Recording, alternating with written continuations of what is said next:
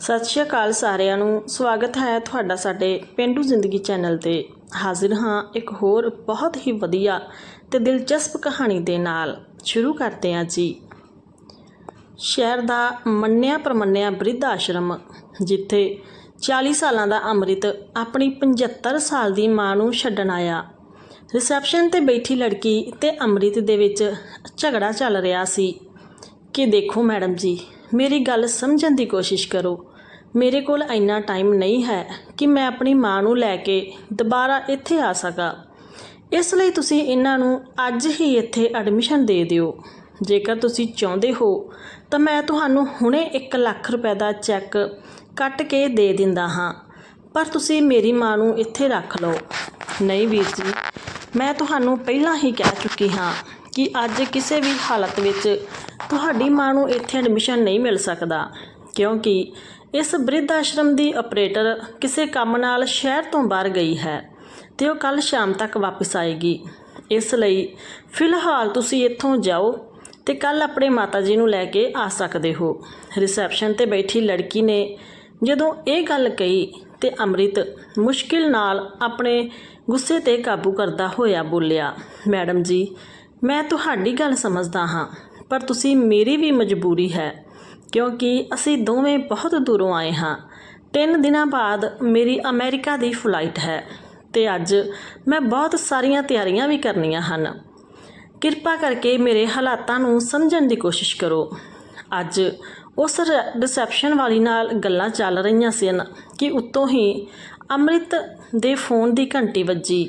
ਉਸ ਦੇ ਬੌਸ ਦਾ ਫੋਨ ਸੀ। ਅੰਮ੍ਰਿਤ ਨੇ ਫੋਨ ਚੁੱਕਿਆ। ਹਾਂਜੀ ਸਰ। ਅੱਗੋਂ ਆਵਾਜ਼ ਆਈ, ਮਿਸਟਰ ਅੰਮ੍ਰਿਤ, ਤੁਸੀਂ ਅਜੇ ਤੱਕ ਮੈਨੂੰ ਆਪਣੇ ਡਾਕੂਮੈਂਟ ਕਿਉਂ ਨਹੀਂ ਭੇਜੇ? ਤੁਸੀਂ ਤਾਂ ਕਹਿ ਰਹੇ ਸੀ ਕਿ ਅੱਜ ਦੁਪਹਿਰ ਤੱਕ ਸਾਰੇ ਡਾਕੂਮੈਂਟ ਈਮੇਲ ਦੇ ਜ਼ਰੀਏ ਭੇਜ ਦਿਓਗੇ। ਹਾਂਜੀ ਸਰ, ਮੈਂ ਹੁਣੇ ਭੇਜ ਦਿੰਦਾ ਹਾਂ, ਅੰਮ੍ਰਿਤ ਹੜਬੜਾਉਂਦਾ ਹੋਇਆ ਕਹਿਣ ਲੱਗਾ। ਅੰਮ੍ਰਿਤ ਨੇ ਕਿਹਾ ਤੇ ਉਸ ਦੇ ਬੌਸ ਕਹਿਣ ਲੱਗੇ, ਅੰਮ੍ਰਿਤ, ਤੁਸੀਂ ਆਪਣੇ ਕੰਮ ਦੇ ਪ੍ਰਤੀ ਇੰਨੇ ਲਾਪਰਵਾਹ ਕਿਵੇਂ ਹੋ ਸਕਦੇ ਹੋ? ਨਹੀਂ ਸਰ, ਮੈਂ ਪਹਿਲਾਂ ਹੀ ਕਿਸੇ ਪਰੇਸ਼ਾਨੀ ਵਿੱਚ ਫਸਿਆ ਹੋਇਆ ਹਾਂ। ਇਸ ਤੋਂ ਅੱਗੇ ਕੁਝ ਕਹਿੰਦਾ ਉਸ ਦੇ ਬੌਸ ਨੇ ਫੋਨ ਕੱਟ ਦਿੱਤਾ। ਚਿੰਤਾ ਅਤੇ ਪਰੇਸ਼ਾਨੀ ਵਿੱਚ ਡੁੱਬਿਆ ਅੰਮ੍ਰਿਤ ਆਪਣਾ ਸਿਰ ਫੜ ਕੇ ਕੁਰਸੀ ਤੇ ਬੈਠ ਗਿਆ। ਆਪਣੇ ਪੁੱਤਰ ਨੂੰ ਇਸ ਤਰ੍ਹਾਂ ਫਿਕਰ ਤੇ ਚਿੰਤਾ ਵਿੱਚ ਦੇਖ ਕੇ ਕੋਲ ਬੈਠੀ ਗੁਰਮੇਜ ਕੌਰ ਬੇਚੈਨ ਹੋ ਗਈ। ਅੰਮ੍ਰਿਤ ਨੇ ਫਿਰ ਉਸ ਲੜਕੀ ਨੂੰ ਕਿਹਾ, ਮੈਡਮ ਜੀ, ਤੁਸੀਂ ਵੇਖ ਹੀ ਰਹੇ ਹੋ ਕਿ ਮੈਂ ਕਿੰਨੀਆਂ ਉਲਝਣਾਂ ਵਿੱਚ ਫਸਿਆ ਹੋਇਆ ਹਾਂ। ਇੱਕ ਪਾਸੇ ਘਰ ਵਾਲੀ ਤੇ ਬੱਚੇ ਤੇ ਦੂਜੇ ਪਾਸੇ ਵਿਦੇਸ਼ ਦੀ ਨੌਕਰੀ। ਮੇਰੇ ਭਵਿੱਖ ਦਾ ਸਵਾਲ ਹੈ। ਹੱਥ ਜੋੜ ਕੇ ਬੇਨਤੀ ਹੈ ਮੈਡਮ ਜੀ, ਕਿਰਪਾ ਕਰਕੇ ਕੁਝ ਕਰੋ। ਤੁਸੀਂ ਬਿਰਧ ਆਸ਼ਰਮ ਦੀ ਮੈਨੇਜਰ ਨੂੰ ਫੋਨ ਲਗਾਓ, ਮੈਂ ਉਹਨਾਂ ਨਾਲ ਗੱਲ ਕਰਦਾ ਹਾਂ। ਜੀ ਨਹੀਂ, ਇੱਦਾਂ ਨਹੀਂ ਹੋ ਸਕਦਾ, ਕਿਉਂਕਿ madam the phone out of range ਆ ਰਿਹਾ ਹੈ। ਇੰਨਾ ਕਹਿੰਦਿਆਂ ਹੋਇਆਂ ਉਸ ਲੜਕੀ ਨੇ ਇੱਕ ਮੁੰਡੇ ਨੂੰ ਆਵਾਜ਼ ਮਾਰੀ ਕਿ ਰਾਜੂ, ਜਰਾ ਇੱਧਰ ਆਈ। ਉਦੋਂ ਹੀ 20-25 ਸਾਲ ਦਾ ਇੱਕ ਲੜਕਾ ਉਹਨਾਂ ਦੇ ਸਾਹਮਣੇ ਆਇਆ। ਉਹ ਰਿਸੈਪਸ਼ਨ ਵਾਲੀ ਨੇ ਰਾਜੂ ਨੂੰ ਕਿਹਾ, ਇਹਨਾਂ ਦੋਵਾਂ ਦੇ ਲਈ ਚਾਹ ਪਾਣੀ ਤੇ ਰਾਤ ਦੇ ਸੌਣ ਦਾ ਇੰਤਜ਼ਾਮ ਕਰੋ। ਬਹੁਤ ਦੂਰੋਂ ਆਏ ਹਨ। ਹਾਂਜੀ ਠੀਕ ਹੈ ਮੈਡਮ, ਹੁਣੇ ਕਰਵਾ ਦਿੰਦਾ ਹਾਂ। ਇੰਨਾ ਕਹਿ ਕੇ ਰਾਜੂ ਅੰਦਰ ਚਲਾ ਗਿਆ। ਇਹ ਸੁਣ ਕੇ ਅੰਮ੍ਰਿਤ ਹੈਰਾਨ ਹੋ ਗਿਆ ਤੇ ਉਦੋਂ ਹੀ ਬੋਲਿਆ, ਵੇਖੋ ਮਿਸਟਰ, ਤੁਸੀਂ ਇੰਨੀ ਦੂਰ ਤੋਂ ਆਏ ਹੋ। ਜੇਕਰ ਦੁਬਾਰਾ ਨਹੀਂ ਆ ਸਕਦੇ ਤੇ ਤੁਸੀਂ ਦੋਵੇਂ ਅੱਜ ਰਾਤ ਲਈ ਇੱਥੇ ਹੀ ਰੁਕ ਜਾਓ। ਲੇਕਿਨ ਮੈਡਮ ਜੀ, ਮੈਨੂੰ ਬਹੁਤ ਪਰੇਸ਼ਾਨੀ ਹੋਵੇਗੀ। ਇਸ ਲਈ ਤਾਂ ਮੈਂ ਕਹਿ ਰਹੀ ਹਾਂ ਕਿ ਤੁਸੀਂ ਅੱਜ ਰਾਤ ਇੱਥੇ ਹੀ ਰੁਕ ਜਾਓ। ਤੁਸੀਂ 1 ਨੰਬਰ ਕਮਰੇ ਵਿੱਚ ਚਲੇ ਜਾਓ। ਜੇਕਰ ਕਿਸੇ ਵੀ ਚੀਜ਼ ਦੀ ਜ਼ਰੂਰਤ ਹੋਈ ਤਾਂ ਦੱਸ ਸਕਦੇ ਹੋ। ਅੰਮ੍ਰਿਤ ਉਦਾਸ ਮਨ ਦੇ ਨਾਲ ਆਪਣੀ ਮਾਂ ਨੂੰ ਲੈ ਕੇ ਕਮਰੇ ਵਿੱਚ ਚਲਾ ਗਿਆ, ਜਿੱਥੇ ਰਾਜੂ ਨੇ ਜ਼ਮੀਨ ਤੇ ਗੱਦੇ ਲਗਾ ਕੇ ਉਹਨਾਂ ਦੇ ਸੌਣ ਦਾ ਪ੍ਰਬੰਧ ਕਰ ਦਿੱਤਾ। ਸਰ ਜੀ, ਮੈਂ ਥੋੜ੍ਹੀ ਦੇਰ ਬਾਅਦ ਚਾਹ ਨਾਸ਼ਤਾ ਲੈ ਕੇ ਆਉਂਦਾ ਹਾਂ। ਉਦੋਂ ਤੱਕ ਤੁਸੀਂ ਹੱਥ ਮੂੰਹ ਧੋ ਲਓ ਤੇ ਨਾਲ ਹੀ ਬਾਥਰੂਮ ਹਨ। ਇੰਨਾ ਕਹਿ ਕੇ ਰਾਜੂ ਰਸੋਈ ਵਿੱਚ ਚਲਾ ਗਿਆ। ਅੰਮ੍ਰਿਤ ਉੱਥੇ ਹੀ ਲੈਪਟਾਪ ਲੈ ਕੇ ਆਫਿਸ ਦਾ ਕੰਮ ਕਰਨ ਲੱਗਾ ਤੇ ਗੁਰਮੇਜ ਕੌਰ ਨਾਲ ਲਿਆਈ ਬੈਗ ਖੋਲ੍ਹ ਕੇ ਬੈਠ ਗਈ ਤੇ ਸਿਲਵਰ ਪੇਪਰ ਵਿੱਚ ਵਲੇਟੀ ਹੋਈ ਰੋਟੀ ਖੋਲ੍ਹ ਕੇ ਬੋਲੀ, ਪਤਾ ਹੈ ਪੁੱਤ, ਮੈਂ ਸਵੇਰੇ ਸਵੇਰੇ ਉੱਠ ਕੇ ਆਪਣੇ ਤੇ ਤੇਰੇ ਲਈ ਆਲੂ ਦੇ ਪਰੌਂਠੇ ਬਣਾਏ ਸੀ ਤੈਨੂੰ ਬਹੁਤ ਪਸੰਦ ਹਨ ਤੇ ਨਾਲ ਅਚਾਰ ਵੀ ਲਿਆਈ ਹਾਂ। ਆਪਣੀ ਮਾਂ ਦਾ ਅੰਮ੍ਰਿਤ ਨੇ ਕੋਈ ਜਵਾਬ ਨਾ ਦਿੱਤਾ, ਕਿਉਂਕਿ ਉਹ ਆਪਣੇ ਹੀ ਕੰਮ ਵਿੱਚ ਵਿਅਸਤ ਸੀ। ਫਿਰ ਗੁਰਮੇਜ ਕੌਰ ਬੋਲੀ, ਚੱਲ ਕੋਈ ਗੱਲ ਨਹੀਂ ਪੁੱਤ, ਮੈਂ ਤੈਨੂੰ ਆਪਣੇ ਹੱਥਾਂ ਨਾਲ ਖਵਾ ਦਿੰਦੀ ਹਾਂ। ਪਤਾ ਨਹੀਂ ਇਹ ਮੌਕਾ ਦੁਬਾਰਾ ਜ਼ਿੰਦਗੀ ਵਿੱਚ ਮਿਲੇ ਜਾਂ ਨਾ ਮਿਲੇ। ਇੰਨਾ ਕਹਿੰਦਿਆਂ ਗੁਰਮੇਜ ਕੌਰ ਦਾ ਮਨ ਭਰ ਗਿਆ। ਜਿਵੇਂ ਹੀ ਗੁਰਮੇਜ ਕੌਰ ਅੰਮ੍ਰਿਤ ਦੇ ਮੂੰਹ ਵਿੱਚੋਂ ਬੁਰਕੀ ਪਾਉਣ ਲੱਗੀ ਤਾਂ ਅੰਮ੍ਰਿਤ ਗੁੱਸੇ ਵਿੱਚ ਬੋਲਿਆ, ਇਹ ਕੀ ਹੈ ਮਾਂ, ਤੁਹਾਨੂੰ ਤਾਂ ਹੋਰ ਕੋਈ ਕੰਮ ਹੀ ਨਹੀਂ ਹੈ। ਮੈਨੂੰ ਜਲਦੀ ਜਲਦੀ ਆਫਿਸ ਦਾ ਕੰਮ ਕਰ ਲੈਣ ਦਿਓ। ਤੁਸੀਂ ਖਾਓ ਇਹ ਆਲੂ ਦੇ ਪਰੌਂਠੇ, ਮੈਨੂੰ ਅਜੇ ਭੁੱਖ ਨਹੀਂ। ਅੰਮ੍ਰਿਤ ਦੀ ਇਹ ਗੱਲ ਸੁਣ ਕੇ ਗੁਰਮੇਜ ਕੌਰ ਸਹਿਮ ਗਈ ਤੇ ਉਸਨੇ ਚੁੱਪਚਾਪ ਦੁਬਾਰਾ ਪਰੌਂਠੇ ਬੈਗ ਵਿੱਚ ਰੱਖ ਦਿੱਤੇ ਤੇ ਕਹਿੰਦੀ, ਠੀਕ ਹੈ ਪੁੱਤ, ਪਰਮਾਤਮਾ ਤੈਨੂੰ ਜ਼ਿੰਦਗੀ ਵਿੱਚ ਬਹੁਤ ਤਰੱਕੀ ਦੇਵੇ, ਬਹੁਤ ਵੱਡਾ ਆਦਮੀ ਬਣੇ, ਮੇਰੀ ਇਹੀ ਅਰਦਾਸ ਹੈ। ਥੋੜ੍ਹੀ ਦੇਰ ਇੱਦਾਂ ਹੀ ਬੈਠੀ ਗੁੰਮਸੁੰਮ ਗੁਰਮੇਜ ਕੌਰ ਆਪਣੀ ਬੀਤੀ ਜ਼ਿੰਦਗੀ ਨੂੰ ਯਾਦ ਕਰਨ ਲੱਗੀ। 22 ਸਾਲਾਂ ਦੀ ਗੁਰਮੇਜ ਕੌਰ ਜਦੋਂ ਵਿਆਹ ਕੇ ਸਹੁਰੇ ਘਰ ਆਈ, ਉਦੋਂ ਹੀ ਉਸਨੂੰ ਜ਼ਿੰਮੇਵਾਰੀਆਂ ਦੇ ਬੋਝ ਹੇਠਾਂ ਦਬਾ ਦਿੱਤਾ ਗਿਆ। ਘਰ ਵਿੱਚ ਕਾਫੀ ਸਾਰੇ ਮੈਂਬਰ ਸਨ। ਇੱਕ ਨਨਾਣ ਸੀ ਜੋ ਆਪਣੇ ਘਰ ਵਾਲੇ ਨਾਲ ਇੱਥੇ ਪੇਕੇ ਘਰ ਵਿੱਚ ਹੀ ਰਹਿੰਦੀ ਸੀ। ਉਸ ਦਾ ਪਤੀ ਜੋ ਉਸ ਦੀ ਸੱਸ ਦਾ ਬਹੁਤ ਲਾਡਲਾ ਸੀ। ਉਸ ਦਾ ਇੱਕ ਜੇਠ ਤੇ ਜਠਾਣੀ ਵੀ ਸਨ। ਜੇਠਾਣੀ ਖਾਨਦਾਨੀ ਤੇ ਵੱਡੇ ਘਰ ਤੋਂ ਵਿਆਹ ਕੇ ਆਈ ਸੀ ਤੇ ਜੇਠ ਵੀ ਬਹੁਤ ਕਮਾਈ ਕਰਦਾ, ਇਸ ਲਈ ਉਹ ਆਪਣੀ ਸੱਸ ਦੇ ਰੋਹਬ ਦਾ ਬਿਲਕੁਲ ਵੀ ਪਰਵਾਹ ਨਾ ਕਰਦੀ। ਇਸ ਲਈ ਸੱਸ ਦਾ ਸਾਰਾ ਰੋਹਬ ਗੁਰਮੇਜ ਕੌਰ ਤੇ ਹੀ ਚੱਲਦਾ ਸੀ। ਗੁਰਮੇਜ ਕੌਰ ਦਾ ਪਤੀ ਇੱਕ ਛੋਟੀ ਮੋਟੀ ਪ੍ਰਾਈਵੇਟ ਨੌਕਰੀ ਕਰਦਾ, ਜਿਸ ਵਿੱਚ ਉਸ ਨੂੰ ਖਾਸ ਕਮਾਈ ਨਾ ਹੁੰਦੀ। ਘਰ ਦਾ ਸਾਰਾ ਖਰਚਾ ਸਹੁਰਾ ਸਾਹਿਬ ਤੇ ਜੇਠ ਦੀ ਕਮਾਈ ਤੋਂ ਹੀ ਚੱਲਦਾ ਸੀ। ਇਸ ਲਈ ਗੁਰਮੇਜ ਕੌਰ ਦੀ ਜਗ੍ਹਾ ਉਸ ਘਰ ਵਿੱਚ ਇੱਕ ਨੌਕਰ ਰਾਣੀ ਤੋਂ ਵੱਧ ਕੇ ਨਹੀਂ ਸੀ। ਗੱਲ ਇੱਥੇ ਹੀ ਖਤਮ ਨਹੀਂ ਹੁੰਦੀ। ਗੁਰਮੇਜ ਕੌਰ ਦੇ ਵਿਆਹ ਨੂੰ ਕਈ ਸਾਲ ਬੀਤ ਚੁੱਕੇ ਸਨ। ਅਜੇ ਤੱਕ ਉਸ ਦੀ ਕੁੱਖ ਸੁੰਨੀ ਸੀ। ਦਿਲ ਦੁਖੀ ਉਦੋਂ ਹੁੰਦਾ ਜਦੋਂ ਸਹੁਰੇ ਪਰਿਵਾਰ ਵਾਲੇ ਉਸ ਨੂੰ ਬਾਂਝ ਕਹਿ ਕੇ ਤਾਨਾ ਮਾਰਦੇ ਸਨ। ਆਖਿਰਕਾਰ ਵਿਆਹ ਦੇ 12 ਸਾਲਾਂ ਬਾਅਦ ਉਸ ਨੂੰ ਪ੍ਰਮਾਤਮਾ ਨੇ ਸੰਤਾਨ ਪ੍ਰਾਪਤੀ ਹੋਈ, ਪਰ ਉਸ ਦਾ ਬੇਟਾ ਅਜੇ 1 ਮਹੀਨੇ ਦਾ ਹੀ ਹੋਇਆ ਸੀ ਕਿ ਉਸ ਦੇ ਪਤੀ ਦੀ ਰੋਡ ਐਕਸੀਡੈਂਟ ਵਿੱਚ ਮੌਤ ਹੋ ਗਈ। ਗੁਰਮੇਜ ਕੌਰ ਅੰਦਰੋਂ ਪੂਰੀ ਤਰ੍ਹਾਂ ਟੁੱਟ ਗਈ ਸੀ। ਹੁਣ ਉਸ ਦੇ ਜੇਠ ਜੇਠਾਣੀ ਵੀ ਵੱਖ ਰਹਿਣ ਦੀਆਂ ਗੱਲਾਂ ਕਰਨ ਲੱਗੇ। ਸੱਸ ਸਹੁਰਾ ਵੀ। ਕੁਝ ਸਮੇਂ ਬਾਅਦ ਉਹਨਾਂ ਦੀ ਵੀ ਅਚਾਨਕ ਮੌਤ ਹੋ ਗਈ।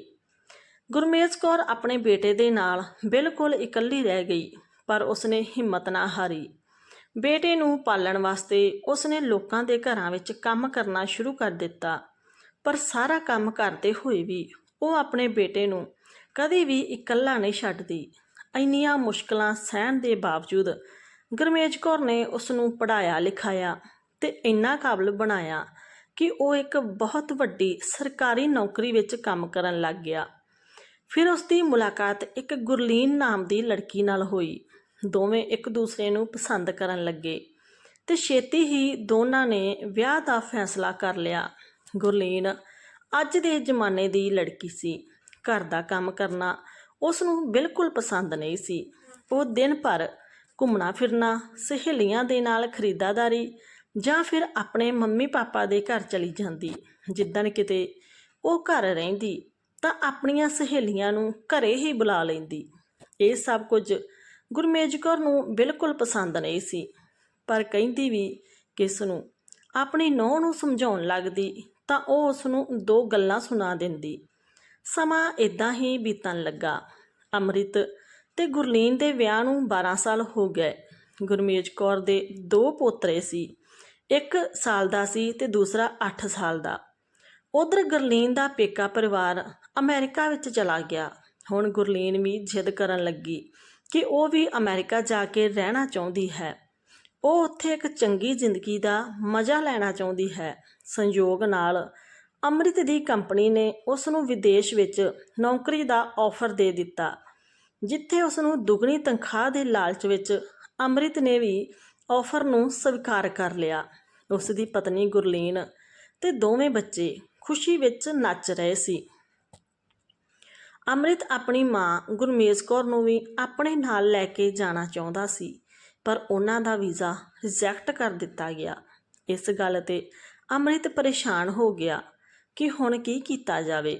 ਉੱਧਰ ਉਸ ਦੀ ਪਤਨੀ ਗੁਰਲੀਨ ਅਮਰੀਕਾ ਜਾਣ ਦੀ ਜਿੱਦ ਕਰਨ ਲੱਗੀ। ਉਸ ਨੇ ਵਿਚਾਰ ਕੀਤਾ ਕਿ ਇਸ ਵਕਤ ਤਾਂ ਮਾਂ ਜੀ ਨੂੰ ਬਿਰਧ ਆਸ਼ਰਮ ਵਿੱਚ ਭੇਜ ਦਿੰਦੇ ਹਾਂ ਤੇ 1 ਸਾਲ ਬਾਅਦ ਦੁਬਾਰਾ ਵੀਜ਼ਾ ਅਪਲਾਈ ਕਰਕੇ ਉਹਨਾਂ ਨੂੰ ਆਪਣੇ ਨਾਲ ਅਮਰੀਕਾ ਲੈ ਜਾਵਾਂਗੇ। ਪਰ ਜੇ ਅਗਲੇ ਸਾਲ ਵੀ ਵੀਜ਼ਾ ਨਾ ਲੱਗਿਆ ਤਾਂ ਅੰਮ੍ਰਿਤ ਨੇ ਕਿਹਾ। ਗੁਰਲੀਨ ਬੋਲੀ, ਕੀ ਹੋਇਆ? ਤਾਂ ਮੈਂ ਤਾਂ ਕਹਿੰਦੀ ਹਾਂ ਕਿ ਉਹਨਾਂ ਲਈ ਬਿਰਧ ਆਸ਼ਰਮ ਹੀ ਠੀਕ ਰਹੇਗਾ। ਉਹ ਕੀ ਕਰੇਗੀ ਸਾਡੇ ਨਾਲ ਵਿਦੇਸ਼ ਜਾ ਕੇ?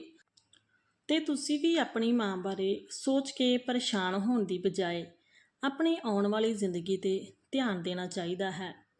ਇਸ ਸਮੇਂ ਵਰਤਮਾਨ ਵਿੱਚ ਹੋ ਕੇ ਸੋਚਣ ਦਾ ਸਮਾਂ ਇਹ ਹੈ। ਇੰਨਾ ਦੁਖੀ ਹੋ ਕੇ ਇੰਨਾ ਚੰਗਾ ਮੌਕਾ ਹੱਥੋਂ ਨਾ ਗਵਾਓ। ਅੰਮ੍ਰਿਤ ਨੂੰ ਇਹ ਗੱਲ ਠੀਕ ਲੱਗੀ ਤੇ ਆਪਣੀ ਮਾਂ ਨੂੰ ਬਿਰਧ ਆਸ਼ਰਮ ਭੇਜਣ ਲਈ ਤਿਆਰ ਹੋ ਗਿਆ। ਚਾਹ ਬਿਸਕੁਟ ਲਿਆਇਆ ਹਾਂ ਮਾਤਾ ਜੀ। ਰਾਜੂ ਦੀ ਆਵਾਜ਼ ਨਾਲ ਗੁਰਮੇਜ ਕੌਰ ਤਬਕ ਉੱਠੀ। ਗੁਰਮੇਜ ਕੌਰ ਦੀ ਚਾਹ ਦਾ ਕੱਪ ਚੁੱਕ ਕੇ ਚਾਹ ਪੀਣ ਲੱਗੀ ਤਾਂ ਅੰਮ੍ਰਿਤ ਨੂੰ ਬੋਲੀ, ਪੁੱਤ ਘੱਟੋ ਘੱਟ ਚਾਹ ਤਾਂ ਪੀ ਲੈ। ਕਿ ਮਾਂ, ਇੱਕ ਤਾਂ ਮੈਂ ਇੰਨੀ ਪਰੇਸ਼ਾਨੀ ਵਿੱਚ ਹਾਂ ਤੇ ਤੁਹਾਨੂੰ ਖਾਣ ਪੀਣ ਦੀ ਸੁੱਝ ਰਹੀ ਹੈ। ਅੱਜ ਪੂਰਾ ਕੰਮ ਕਰਕੇ ਨਾ ਦਿੱਤਾ ਤਾਂ ਬੌਸ ਨੇ ਗੁੱਸਾ ਹੋ ਜਾਣਾ ਹੈ। ਇੱਥੇ ਇੰਟਰਨੈਟ ਦੀ ਰੇਂਜ ਵੀ ਨਹੀਂ ਆਉਂਦੀ। ਪਤਾ ਨਹੀਂ ਇਹ ਬਿਰਧ ਆਸ਼ਰਮ ਵਾਲਿਆਂ ਨੇ ਆਪਣੇ ਹੀ ਨਿਯਮ ਬਣਾ ਕੇ ਰੱਖੇ ਹਨ। ਇਹਨਾਂ ਵੀ ਨਹੀਂ ਸਮਝਦੇ ਕਿ ਕੋਈ ਬਜ਼ੁਰਗ ਹੈ ਜਾਂ ਦੂਸਰੇ ਸ਼ਹਿਰ ਤੋਂ ਆਇਆ ਹੈ। ਇਹਨਾਂ ਲੋਕਾਂ ਨੂੰ ਬਜ਼ੁਰਗਾਂ ਨੂੰ ਸਹਾਰਾ ਦੇਣਾ ਚਾਹੀਦਾ ਹੈ। ਪਰ ਇੱਥੇ ਤਾਂ ਬਿਰਧ ਆਸ਼ਰਮ ਦੀ ਮੈਨੇਜਰ ਘੁੰਮਣ ਗਈ ਹੋਈ ਹੈ ਤਾਂ ਦੂਸਰੇ ਪਾਸੇ ਜੋ ਮੈਡਮ ਇੱਥੇ ਹੈ ਉਹ ਸਾਡੀ ਗੱਲ ਸੁਣਨ ਨੂੰ ਤਿਆਰ ਨਹੀਂ। ਜਦੋਂ ਅੰਮ੍ਰਿਤ ਗੁੱਸੇ ਵਿੱਚ ਆ ਕੇ ਇਹ ਸਭ ਗੱਲਾਂ ਕਰ ਰਿਹਾ ਸੀ ਤਾਂ ਉਸ ਸਮੇਂ ਦਰਵਾਜ਼ੇ 'ਤੇ ਖੜੀ ਹੋਈ ਉਹੀ ਮੈਡਮ ਉਹਨਾਂ ਦੀਆਂ ਸਾਰੀਆਂ ਗੱਲਾਂ ਸੁਣ ਰਹੀ ਸੀ। ਤਦ ਅਚਾਨਕ ਉਸ ਨੂੰ ਆਪਣੇ ਸਾਹਮਣੇ ਦੇਖਿਆ ਤਾਂ ਅੰਮ੍ਰਿਤ ਗੱਲ 'ਤੇ ਪਰਦਾ ਪਾਉਂਦਾ ਹੋਇਆ ਬੋਲਿਆ, ਮੈਂ ਤਾਂ ਬਸ ਰਹਿਣ ਦਿਓ ਮਿਸਟਰ ਅੰਮ੍ਰਿਤ। ਮੈਂ ਜਾਣਦੀ ਹਾਂ ਇਸ ਤਰ੍ਹਾਂ ਦੇ ਮਾਹੌਲ ਵਿੱਚ ਕੋਈ ਵੀ ਵਿਅਕਤੀ ਚਿੜਚਿੜਾ ਹੋ ਜਾਂਦਾ ਹੈ। ਤੁਸੀਂ ਮੇਰੇ ਨਾਲ ਚੱਲੋ, ਮੈਨੂੰ ਤੁਹਾਡੇ ਨਾਲ ਕੋਈ ਗੱਲ ਕਰਨੀ ਹੈ। ਇਹ ਕਹਿ ਕੇ ਮੈਡਮ ਕਮਰੇ ਤੋਂ ਬਾਹਰ ਚਲੀ ਗਈ। ਅੰਮ੍ਰਿਤ ਨੂੰ ਲੱਗਿਆ ਕਿ ਸ਼ਾਇਦ ਮੈਡਮ ਜ਼ਿਆਦਾ ਪੈਸਿਆਂ ਦੀ ਡਿਮਾਂਡ ਕਰੂਗੀ, ਇਸ ਲਈ ਬਾਹਰ ਆਉਂਦਿਆਂ ਹੀ ਬੋਲਿਆ, ਮੈਡਮ ਦੇਖੋ, ਜੇ ਤੁਸੀਂ ਚਾਹੁੰਦੇ ਹੋ ਤਾਂ ਮੈਂ 1 ਲੱਖ ਦੀ ਬਜਾਏ 1.5 ਲੱਖ ਰੁਪਏ ਦਾ ਚੈੱਕ ਕੱਟ ਕੇ ਦਿੰਦਾ ਹਾਂ। ਤਦ ਮੈਡਮ ਬੋਲੀ, ਜੀ ਨਹੀਂ ਮਿਸਟਰ ਅੰਮ੍ਰਿਤ, ਪੈਸਿਆਂ ਦੀ ਤਾਂ ਗੱਲ ਹੀ ਨਹੀਂ ਹੈ। ਮੈਨੂੰ ਹੈਰਾਨੀ ਤਾਂ ਇਸ ਗੱਲ ਦੀ ਹੈ ਕਿ ਬਚਪਨ ਵਿੱਚ ਤੁਹਾਡੇ ਪਿੱਛੇ ਤੁਹਾਡੀ ਮਾਂ ਨੇ ਪਤਾ ਨਹੀਂ ਕਿੰਨੇ ਜ਼ਰੂਰੀ ਕੰਮ ਛੱਡੇ ਹੋਣਗੇ, ਕਿੰਨੀਆਂ ਰਾਤਾਂ ਜਾਗ ਕੇ ਬਿਤਾਈਆਂ ਹੋਣਗੀਆਂ ਤੇ ਤੁਸੀਂ ਉਹਨਾਂ ਲਈ 1 ਰਾਤ ਨਹੀਂ ਰਹਿ ਸਕਦੇ। ਇਹ ਸੁਣ ਕੇ ਅੰਮ੍ਰਿਤ ਦੀਆਂ ਅੱਖਾਂ ਵਿੱਚ ਸ਼ਰਮਿੰਦਗੀ ਆ ਗਈ ਤਾਂ ਮੈਡਮ ਬੋਲੀ, ਚਲੋ ਮੈਂ ਤੁਹਾਡੀ ਇਹ ਸਮੱਸਿਆ ਵੀ ਹੱਲ ਕਰ ਦਿੰਦੀ ਹਾਂ। ਮੈਂ ਤੁਹਾਡੀ ਮਾਂ ਨੂੰ ਹੁਣੇ ਹੀ ਐਡਮਿਸ਼ਨ ਕਰਵਾ ਦਿੰਦੀ ਹਾਂ। ਪਰ ਕੀ ਮੈਡਮ? ਪਰ ਮਿਸਟਰ ਅੰਮ੍ਰਿਤ, ਤੁਹਾਨੂੰ ਮੇਰਾ ਇੱਕ ਛੋਟਾ ਜਿਹਾ ਕੰਮ ਕਰਨਾ ਪਵੇਗਾ। ਮੈਡਮ ਜੀ। ਇਹ ਗੱਲ ਸੁਣ ਕੇ ਅੰਮ੍ਰਿਤ ਉਸ ਨੂੰ ਹੈਰਾਨੀ ਨਾਲ ਦੇਖਣ ਲੱਗਿਆ ਤਾਂ ਮੈਡਮ ਬੋਲੀ, ਇਹ ਬਿਰਧ ਆਸ਼ਰਮ ਵਿੱਚ ਗੁਲਜ਼ਾਰ ਸਿੰਘ ਨਾਮ ਦਾ ਇੱਕ ਬਜ਼ੁਰਗ ਵਿਅਕਤੀ ਰਹਿੰਦਾ ਹੈ। ਤੁਹਾਨੂੰ ਸਿਰਫ ਉਹਨਾਂ ਦਾ ਪੋਤਰਾ ਬਣਨ ਦਾ ਨਾਟਕ ਕਰਨਾ ਹੋਵੇਗਾ। ਇਹ ਸੁਣ ਕੇ ਅੰਮ੍ਰਿਤ ਹੈਰਾਨ ਹੋ ਗਿਆ। ਫਿਰ ਮੈਡਮ ਬੋਲੀ, ਕਰੀਬ 10 ਸਾਲ ਪਹਿਲਾਂ ਉਹਨਾਂ ਦਾ ਬੇਟਾ ਉਹਨਾਂ ਨੂੰ ਇੱਥੇ ਛੱਡ ਕੇ ਆਸਟ੍ਰੇਲੀਆ ਚਲਾ ਗਿਆ ਸੀ, ਆਪਣੀ ਪਤਨੀ ਤੇ ਬੇਟੇ ਨੂੰ ਲੈ ਕੇ। ਉਦੋਂ ਤੋਂ ਲੈ ਕੇ ਅੱਜ ਤੱਕ ਉਹ ਆਪਣੇ ਪੋਤਰੇ ਨੂੰ ਮਿਲਣ ਲਈ ਤਰਸ ਰਹੇ ਹਨ। ਉਹਨਾਂ ਨੂੰ ਉਮੀਦ ਹੈ ਕਿ ਇੱਕ ਨਾ ਇੱਕ ਦਿਨ ਉਹਨਾਂ ਨੂੰ ਮਿਲਣ ਜ਼ਰੂਰ ਆਵੇਗਾ। ਪਰ ਮਿਸਟਰ ਅੰਮ੍ਰਿਤ, ਅੱਜ ਉਹਨਾਂ ਦੀ ਹਾਲਤ ਬਹੁਤ ਜ਼ਿਆਦਾ ਖਰਾਬ ਹੈ। ਮੈਨੂੰ ਲੱਗਦਾ ਹੈ ਕਿ ਹੁਣ ਉਹਨਾਂ ਕੋਲ ਜ਼ਿਆਦਾ ਸਮਾਂ ਨਹੀਂ ਹੈ। ਹੋ ਸਕੇ ਤਾਂ ਸਾਡਾ ਇੱਕ ਛੋਟਾ ਜਿਹਾ ਕੰਮ ਕਰ ਦਿਓ। ਇੱਕ ਨਾਟਕ ਹੀ ਤਾਂ ਹੈ, ਪਰ ਸੋਚੋ, ਆਪਣੇ ਪੋਤਰੇ ਨੂੰ ਦੇਖਣ ਲਈ ਅੱਖਾਂ ਤਰਸਦੀਆਂ ਹਨ। ਤੁਸੀਂ ਮੇਰਾ ਇਹ ਕੰਮ ਕਰ ਦਿਓ, ਮੈਂ ਤੁਹਾਡੀ ਮਾਤਾ ਜੀ ਨੂੰ ਐਡਮਿਸ਼ਨ ਦੇ ਦੇਵਾਂਗੀ। ਇਹ ਗੱਲ ਸੁਣ ਕੇ ਅੰਮ੍ਰਿਤ ਨੇ ਕਿਹਾ, ਪਰ ਮੈਡਮ, ਮੈਨੂੰ ਤਾਂ ਉਹਨਾਂ ਦੇ ਪੋਤਰੇ ਬਾਰੇ ਕੁਝ ਵੀ ਨਹੀਂ ਪਤਾ। ਉਸ ਦਾ ਕੀ ਨਾਮ ਹੈ? ਉਹ ਉਹਨਾਂ ਨੂੰ ਕੀ ਕਹਿ ਕੇ ਬੁਲਾਉਂਦਾ ਹੈ। ਮਿਸਟਰ ਅੰਮ੍ਰਿਤ, ਤੁਹਾਨੂੰ ਕੁਝ ਵੀ ਕਹਿਣ ਦੀ ਜ਼ਰੂਰਤ ਨਹੀਂ ਹੈ। ਬਸ ਇੰਨਾ ਯਾਦ ਰੱਖੋ ਕਿ ਉਹਨਾਂ ਦੇ ਪੋਤਰੇ ਦਾ ਨਾਮ ਪਵਨ ਹੈ। ਤੁਸੀਂ ਮੇਰੇ ਨਾਲ ਚੱਲੋ। ਕਹਿੰਦੇ ਹੋਏ ਮੈਡਮ ਨੇ ਉਸ ਨੂੰ ਗੁਲਜ਼ਾਰ ਦੇ ਬੈੱਡ ਦੇ ਕੋਲ ਰੱਖੀ ਕੁਰਸੀ ਉੱਪਰ ਉੱਥੇ ਆਸ਼ਰਮ ਵਿੱਚ ਰਹਿਣ ਵਾਲੇ ਉਹਨਾਂ ਦੇ ਬਜ਼ੁਰਗ ਦੋਸਤ ਬੈਠੇ ਹੋਏ। ਬਜ਼ੁਰਗ ਗੁਲਜ਼ਾਰ ਸਿੰਘ ਨੂੰ ਡਾਕਟਰ ਨੇ ਕਿਹਾ, ਦਵਾਈਆਂ ਸਮੇਂ 'ਤੇ ਲੈ ਲੈਣਾ, ਤਬੀਅਤ ਠੀਕ ਹੋ ਜਾਵੇਗੀ। ਗੁਲਜ਼ਾਰ ਸਿੰਘ ਜੀ ਦੇ ਦੋਸਤ ਨੇ ਕਿਹਾ ਤਾਂ ਕੰਬਦੀ ਆਵਾਜ਼ ਵਿੱਚ ਗੁਲਜ਼ਾਰ ਸਿੰਘ ਜੀ ਬੋਲੇ, ਕਿੰਨੀ ਵਾਰ ਰੱਬ ਅੱਗੇ ਅਰਦਾਸ ਕਰਦਾ ਹਾਂ ਕਿ ਮੈਨੂੰ ਮੌਤ ਦੇ ਦੇ, ਪਰ ਮੌਤ ਹੈ ਜੋ ਬੁਲਾਉਣ 'ਤੇ ਵੀ ਨਹੀਂ ਆਉਂਦੀ। ਗੁਲਜ਼ਾਰ ਸਿੰਘ ਦੇ ਦਿਲ ਵਿੱਚ ਲੁਕਿਆ ਹੋਇਆ ਦਰਦ ਉਹਨਾਂ ਦੇ ਅੱਖਾਂ ਦੇ ਜ਼ਰੀਏ ਬਾਹਰ ਆਉਣ ਲੱਗਾ। ਚੰਗਾ ਗੁਲਜ਼ਾਰ, ਮੈਂ ਥੋੜ੍ਹੀ ਦੇਰ ਵਿੱਚ ਆਉਂਦਾ ਹਾਂ। ਇਹ ਕਹਿ ਕੇ ਉਹਨਾਂ ਦੇ ਦੋਸਤ ਉੱਥੋਂ ਉੱਠ ਕੇ ਚਲੇ ਗਏ। ਦਰਵਾਜ਼ੇ 'ਤੇ ਖੜਾ ਅੰਮ੍ਰਿਤ ਗੁਲਜ਼ਾਰ ਸਿੰਘ ਦੀਆਂ ਸਾਰੀਆਂ ਗੱਲਾਂ ਸੁਣ ਰਿਹਾ ਸੀ। ਤਦ ਮੈਡਮ ਅੰਮ੍ਰਿਤ ਨੂੰ ਅੰਦਰ ਲੈ ਕੇ ਆਈ। ਅੰਮ੍ਰਿਤ ਨੇ ਦੇਖਿਆ ਕਿ ਪਲੰਘ 'ਤੇ ਇੱਕ ਬਜ਼ੁਰਗ ਕੰਗਾਲ ਦੀ ਤਰ੍ਹਾਂ ਪਾਏ ਹੋਏ ਸਨ, ਪਰ ਉਹਨਾਂ ਦਾ ਆਉਂਦਾ ਜਾਂਦਾ ਸਾਹ ਉਹਨਾਂ ਦੇ ਹੋਣ ਦਾ ਪ੍ਰਣਾਮ ਦੇ ਰਿਹਾ ਸੀ। ਉਹਨਾਂ ਦੇ ਕੋਲ ਜਾ ਕੇ ਮੈਡਮ ਬੋਲੀ, ਬਾਪੂ ਜੀ ਦੇਖੋ ਕੌਣ ਆਇਆ ਹੈ ਤੁਹਾਨੂੰ ਮਿਲਣ। ਤਦ ਗੁਲਜ਼ਾਰ ਸਿੰਘ ਨੇ ਆਪਣੀਆਂ ਅੱਖਾਂ ਹੌਲੀ-ਹੌਲੀ ਖੋਲ੍ਹੀਆਂ ਤੇ ਬੋਲੇ, ਕੌਣ ਹੈ ਧੀਏ? ਤਾਂ ਮੈਡਮ ਨੇ ਕਿਹਾ, ਦੇਖੋ ਬਾਪੂ ਜੀ, ਤੁਹਾਡਾ ਪੋਤਰਾ ਪਵਨ ਆਇਆ ਹੈ। ਕੀ ਮੇਰਾ ਪਵਨ ਆ ਗਿਆ? ਕਹਿੰਦੇ ਹੋਏ ਬਾਪੂ ਜੀ ਦੀਆਂ ਅੱਖਾਂ ਵਿੱਚ ਇੱਕ ਚਮਕ ਆ ਗਈ। ਤਾਂ ਬਾਪੂ ਜੀ, ਤੁਹਾਡਾ ਪੋਤਰਾ ਆਸਟ੍ਰੇਲੀਆ ਤੋਂ ਖਾਸ ਤੁਹਾਨੂੰ ਮਿਲਣ ਲਈ ਆਇਆ ਹੈ। ਮੇਰਾ ਪੋਤਰਾ ਆ ਗਿਆ ਮੈਨੂੰ ਮਿਲਣ? ਇੰਨੇ ਦਿਨ ਤੈਨੂੰ ਮੇਰੀ ਯਾਦ ਨਹੀਂ ਆਈ? ਕਿੰਨਾ ਵੱਡਾ ਹੋ ਗਿਆ ਹੈ। ਉਹਦੇ ਵੱਲ ਦੇਖਦੇ ਹੋਏ ਗੁਲਜ਼ਾਰ ਸਿੰਘ ਦੇ ਬੁੱਢੇ ਸਰੀਰ ਵਿੱਚ ਜਿੱਦਾਂ ਜਾਨ ਪੈ ਗਈ ਹੋਵੇ। ਮੈਡਮ ਨੇ ਉਹਨਾਂ ਨੂੰ ਸਹਾਰਾ ਦਿੰਦੇ ਹੋਏ ਬਿਸਤਰ 'ਤੇ ਬਿਠਾਇਆ ਤੇ ਬੋਲੀ, ਬਾਪੂ ਜੀ, ਕੱਲ੍ਹ ਤੁਹਾਡੇ ਪੋਤੇ ਦੀ ਵਾਪਸੀ ਦੀ ਫਲਾਈਟ ਹੈ, ਇਸ ਲਈ ਅੱਜ ਤੁਸੀਂ ਉਸ ਨਾਲ ਜੀ ਭਰ ਕੇ ਗੱਲਾਂ ਕਰ ਲਓ। ਮੈਡਮ ਕਮਰੇ ਤੋਂ ਬਾਹਰ ਚਲੀ ਗਈ ਤਾਂ ਅੰਮ੍ਰਿਤ ਕੋਲ ਰੱਖੀ ਕੁਰਸੀ 'ਤੇ ਬੈਠਣ ਲੱਗਿਆ। ਤਦ ਗੁਲਜ਼ਾਰ ਸਿੰਘ ਬੋਲਿਆ, ਉੱਥੇ ਨਹੀਂ ਸ਼ੇਰਾ, ਇੱਥੇ ਮੇਰੇ ਕੋਲ ਬੈਠ। ਅੰਮ੍ਰਿਤ ਕੁਝ ਮਹਿਸੂਸ ਕਰ ਰਿਹਾ ਸੀ, ਪਰ ਫਿਰ ਉਸਨੂੰ ਮੈਡਮ ਦੀ ਕਹੀ ਹੋਈ ਗੱਲ ਯਾਦ ਆ ਗਈ ਤਾਂ ਉਹ ਚੁੱਪਚਾਪ ਉਹਨਾਂ ਦੇ ਕੋਲ ਬੈਠ ਗਿਆ। ਮੈਨੂੰ ਯਕੀਨ ਸੀ ਪਵਨ, ਇੱਕ ਨਾ ਇੱਕ ਦਿਨ ਤੂੰ ਜ਼ਰੂਰ ਆਏਗਾ, ਇਸ ਲਈ ਰੱਬ ਮੈਨੂੰ ਮੌਤ ਨਹੀਂ ਦਿੰਦਾ। ਤੈਨੂੰ ਦੇਖਣ ਲਈ ਤਾਂ ਮੈਂ ਅੱਜ ਤੱਕ ਜਿਉਂਦਾ ਹਾਂ, ਪਰ ਪੁੱਤ ਤੂੰ ਕੱਲ੍ਹ ਹੀ ਵਾਪਸ ਚਲਾ ਜਾਵੇਂਗਾ। ਕਿੰਨੇ ਸਾਲ ਮੈਂ ਤੇਰਾ ਇੰਤਜ਼ਾਰ ਕੀਤਾ ਤੇ ਤੈਨੂੰ ਮਿਲਣ ਦੇ ਲਈ।